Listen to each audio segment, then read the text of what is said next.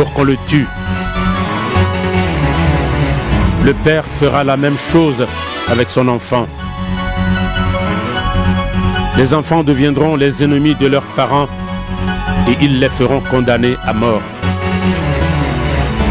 Tout le monde vous détestera à cause de moi. Mais celui qui résistera jusqu'à la fin, Dieu le sauvera. Quand on vous fera souffrir dans une ville, partez dans une autre. Je vous le dis, c'est la vérité. Quand le Fils de l'homme viendra, vous ne serez pas encore passé dans toutes les villes d'Israël. Le disciple n'est pas plus savant que son maître. Le serviteur n'est pas plus important que son patron. Pour le disciple, il suffit de devenir comme son maître. Pour le serviteur, il suffit de devenir comme son patron. On a dit au chef de la famille, « Tu es Satan ». Donc, on insultera encore plus les membres de sa famille. N'ayez pas peur des gens. Tout ce qui est caché, on pourra le découvrir. Et tout ce qui est secret, on pourra le connaître. Ce que je vous dis dans la nuit, répétez-le en plein jour. Ce que vous entendez dans le creux de l'oreille, criez-le sur les places. N'ayez pas peur des gens qui tuent le corps. Ils ne peuvent pas tuer la vie qui est en vous. Celui que vous devez respecter avec confiance, c'est Dieu. Lui, il a le pouvoir de vous faire mourir tout entier dans le lieu de souffrance. Est-ce qu'on ne vend pas de petits oiseaux pour presque rien?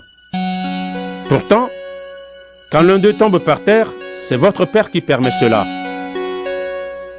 Pour vous, Dieu connaît même le nombre de vos cheveux. Donc, n'ayez pas peur. Pour Dieu, vous êtes plus important que beaucoup de petits oiseaux. Si quelqu'un dit devant tout le monde, « J'appartiens à Jésus », alors moi aussi, devant mon Père qui est dans les cieux, je dirai, « Cette personne m'appartient ». Mais si quelqu'un dit devant tout le monde, « Je n'appartiens pas à Jésus », alors moi aussi, devant mon Père qui est dans les cieux, je dirai, « Cette personne ne m'appartient pas ». Ne pensez pas que je suis venu apporter la paix sur la terre. Je ne suis pas venu apporter la paix, mais le combat. En effet, je suis venu séparer l'homme et son père, la fille et sa mère, la belle-fille et sa belle-mère. On aura pour ennemis les gens de sa famille. Celui qui aime son père ou sa mère plus que moi n'est pas digne de moi. Celui qui aime son fils ou sa fille plus que moi n'est pas digne de moi. Celui qui ne prend pas sa croix et qui ne me suit pas, celui-là n'est pas digne de moi. Celui qui veut garder sa vie la perdra. Celui qui perdra sa vie à cause de moi la retrouvera. Si quelqu'un vous reçoit, c'est moi qui le reçois. Et la personne qui me reçoit aussi celui qui m'a envoyé. Si quelqu'un reçoit un prophète, parce que c'est un prophète, il aura la récompense qu'on donne à un prophète. Si quelqu'un reçoit une personne fidèle à Dieu, parce qu'elle est fidèle, il aura la récompense qu'on donne à une personne fidèle. Je vous le dis, c'est la vérité. Si quelqu'un donne à boire un verre d'eau fraîche à l'un de ses petits, parce que c'est mon disciple, il aura sûrement sa récompense. Matthieu, chapitre 15. Alors, des pharisiens et des maîtres de la loi viennent de Jérusalem pour voir Jésus. Ils lui disent, « Tes disciples n'obéissent pas à la tradition des ancêtres. En effet, avant de manger, ils ne se lavent pas les mains. Pourquoi donc ?» Jésus leur répond, « Et vous, à cause de votre tradition, vous n'obéissez pas au commandement de Dieu. Pourquoi? En effet, Dieu a dit, respecte ton père et ta mère. Il a dit aussi, celui qui maudit son père et sa mère, il faut le faire mourir. Mais vous dites aux gens, tu peux dire à ton père ou à ta mère, je voudrais bien te donner quelque chose pour t'aider. Malheureusement, je dois le donner à Dieu. Alors, tu n'es plus obligé de respecter ton père. Ainsi, à cause de votre tradition, vous supprimez la parole de Dieu. Homme faux. Ésaïe avait raison quand il a parlé de vous. Il a dit de la part de Dieu, ce peuple me respecte en parole seulement, mais son cœur est très loin de moi. Ils me font des prières et des sacrifices, mais cela ne vaut rien. En effet, ce qu'ils enseignent avec assurance, ce sont des commandements humains.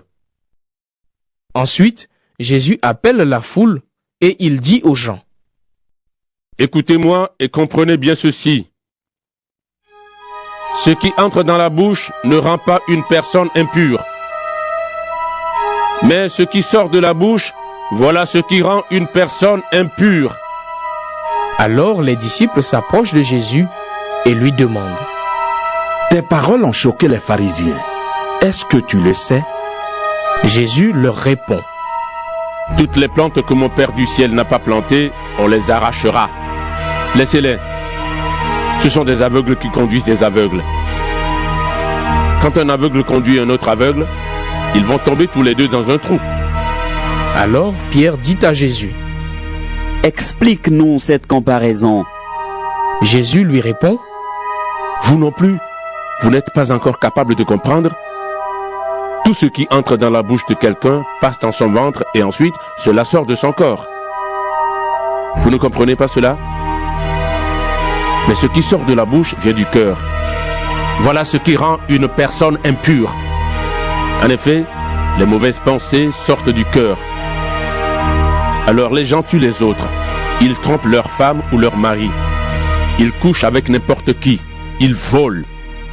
Ils mentent devant le tribunal et ils disent du mal des autres. Voilà ce qui rend une personne impure. Mais quand on ne se lave pas les mains avant de manger, cela ne rend pas impur. Ensuite, Jésus quitte cet endroit et il va dans la région de Tyr et de Sidon. Une femme de cette région, une Cananéenne, arrive. Elle se met à crier, « Seigneur, fils de David, aie pitié de moi. Ma fille a un esprit mauvais en elle. Elle va très mal. » Mais Jésus ne lui répond pas un mot. Ses disciples s'approchent de lui et lui disent, « Fais partir cette femme.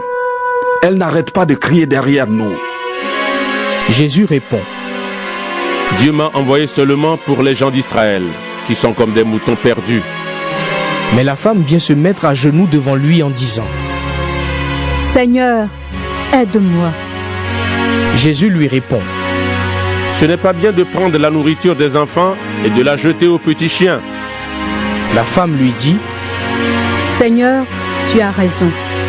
Pourtant, les petits chiens mangent les miettes qui tombent de la table de leur maître. » Alors, Jésus répond à la femme, « Ta foi est grande. Que les choses se passent pour toi comme tu le veux. » Et au même moment, sa fille est guérie. Ensuite, Jésus quitte cet endroit et il s'en va au bord du lac de Galilée. Il monte sur la montagne et là, il s'assoit. Des foules nombreuses viennent vers lui. Elles amènent avec elles des boiteux, des aveugles, des infirmes, des muets et beaucoup d'autres malades.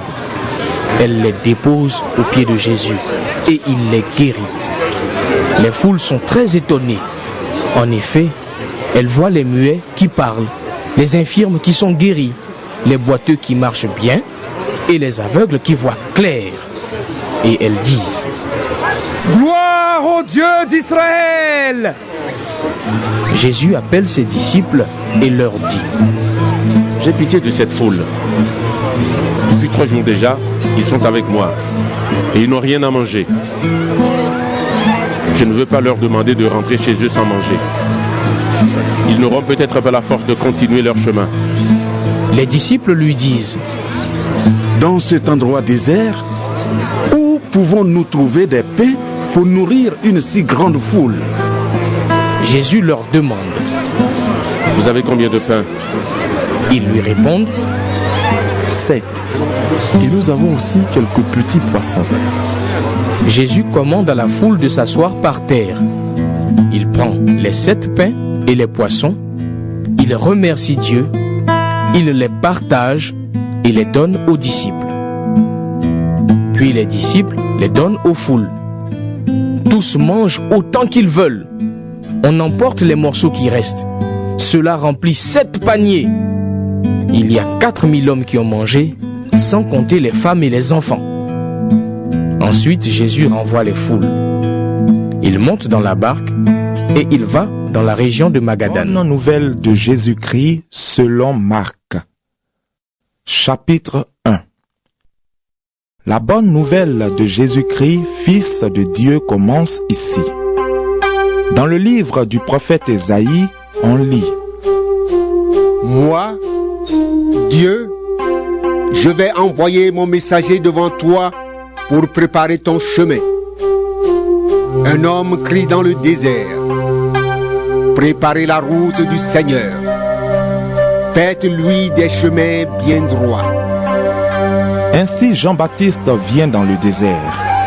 Il lance cet appel: Faites-vous baptiser pour montrer que vous voulez changer votre vie. Et Dieu pardonnera vos péchés. Tous les habitants de la région de Judée et de la ville de Jérusalem viennent vers Jean.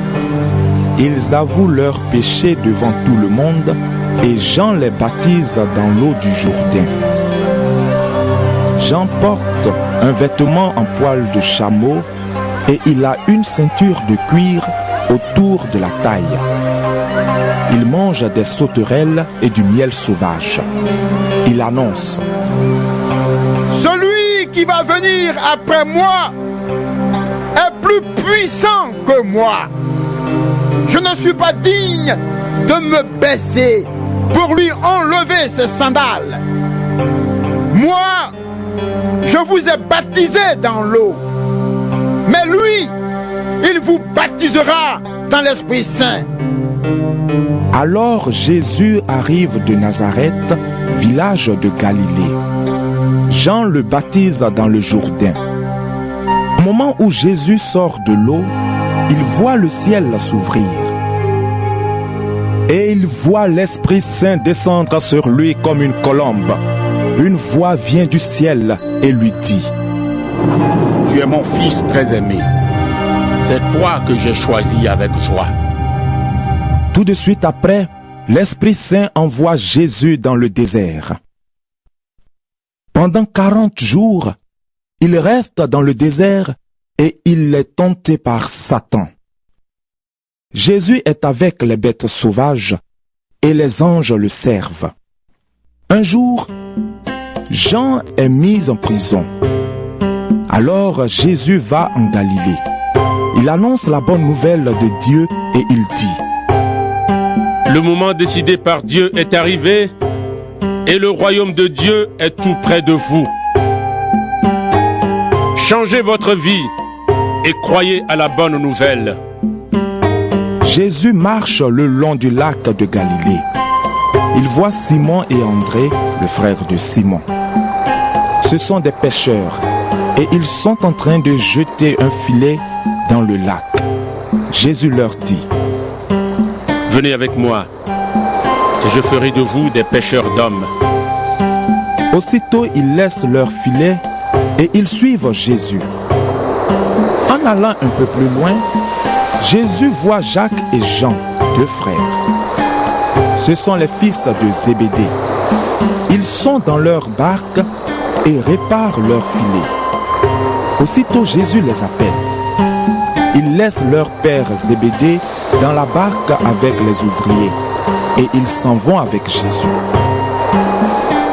Jésus et ses disciples arrivent à la ville de Capernaum. Le jour du sabbat, Jésus entre dans la maison de prière.